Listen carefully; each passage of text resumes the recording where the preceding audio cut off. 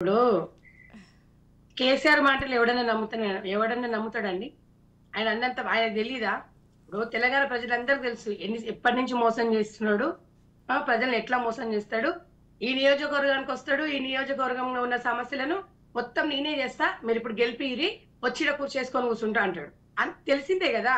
అసలు ఆయన విషయం అంటే అంతకుముందు మీ టీఆర్ఎస్ లో ఉన్నప్పుడు తుమ్మల మరి ఒక మొద్దు తుమ్మలని మీకు తెలీదా?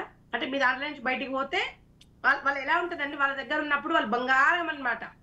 ఇక బయటికి పోతే ఇత్తడి అసలు దేనికి పనికిరాదనమాట. పువ్వాడ గురించి అంత బాగా చెప్పుకుంటున్నావు కదా, అక్కడ పోయి చూడండి, కాకరిచ్చి గాండిచ్చి మొహాల మీద ఉంచుతుండు.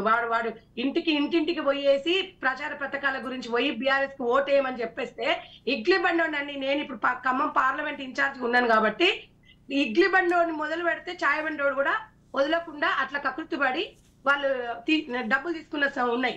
అసలు కనీసం పట్టించుకోకుండా అది పక్కన పెడితే, అవినీతిది పక్కన పెడితే, ఎవరన్నా ప్రశ్నిస్తే ఎక్కువ కేసులు పోలీసు యంత్రాంగాన్ని మొత్తం తన గ్రిప్ లో పెట్టుకొని ప్రతి ఒక్కరిని లేడీస్ అని చూడకుండా అండి, లేడీస్ అని కూడా చూడు. వాళ్ళు ఇప్పుడు ఎంత హ్యాపీగా ఉన్నారు తెలుసా? గెలవడం పక్కన పెట్టండి, అసలు వీడిని డిపాజిట్ కూడా రాకుండా చేయాలని ఒక మహిళా కార్పొరేటర్ ని కూడా చూడకుండా ఆమెను ఎంత ఇబ్బందులు పెట్టేసి మహిళలను చూడకుండా కూడా ఖమ్మంలో ఆమె ధర్నాలు ఎన్నో చేసింది అమ్మాయి. ఆ అమ్మాయిని ఎంత ఘోరంగా అంటే, ఒక మహిళా కార్పొరేటర్ కి అంటే ప్రతిపక్ష అంటే మీద అధికారంలో లేకుండా ప్రతిపక్షంలో కార్పొరేటర్ ఉంటే ఇంకా మీరు ఇబ్బంది పెట్టేస్తారా? ఇలా ఆ అమ్మాయికి వచ్చిన, తెలంగాణలో వచ్చిన అమ్మాయికి ఒకదాని ప్రతి మహిళకు సంబంధించిన విషయం అనుకోవాలి. ఎక్కడ చూసినా కూడా పువ్వాడ అజయ్ గారు ఎక్కడ కూడా డెవలప్మెంట్ అనేది ఎక్కడ చేయలే. కరప్షన్స్ 5 లక్షలు ఏదైనా మీరు కాంట్రాక్ట్ ఉండని ఇవన్నీ వాళ్ళ దగ్గర కరప్షన్స్. ప్రశ్నిస్తే ఒక్కొక్క మనిషి మీద 50 కేసులు.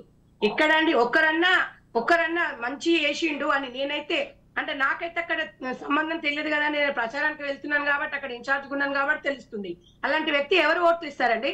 సరే ఆయన వచ్చేసి చెప్పుండొచ్చు, ఆయన పువ్వాడ చాలా పువ్వు, తంగడి పువ్వు, బంతి పువ్వులు తంగడి పువ్వు అయితే నువ్వు పెట్టుకో, కానీ ప్రజలకు అంటించకు. ఇవాళ తుమ్మల గారి గురించి మాట్లాడు. నిజంగా కూడా ఇలా తుమ్మల నాగేశ్వరరావు గారు, మీరు టీడీపీలో ఉన్నప్పుడు నిజంగా నీకు పదవి ఇప్పియలేదని, మరి నేను తుమ్మమొద్దునా లేకపోతే వేరేదా?